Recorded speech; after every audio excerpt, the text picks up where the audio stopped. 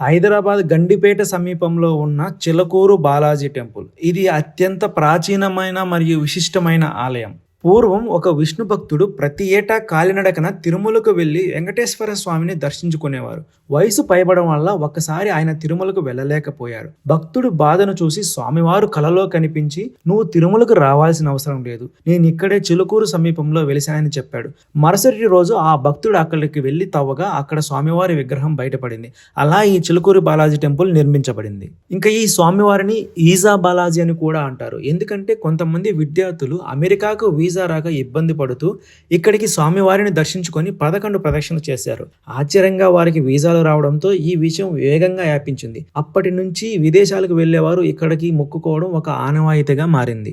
ఇక్కడ హుండీ ఉండదు, విఐపి దర్శనాలు ఉండవు. భక్తులు తమ కోరికలను తీర్చమని 11 ప్రదక్షిణలు చేస్తారు. కోరిక తీరిన తర్వాత 108 ప్రదక్షిణలు చేసి మొక్కులు చెల్లించుకుంటారు.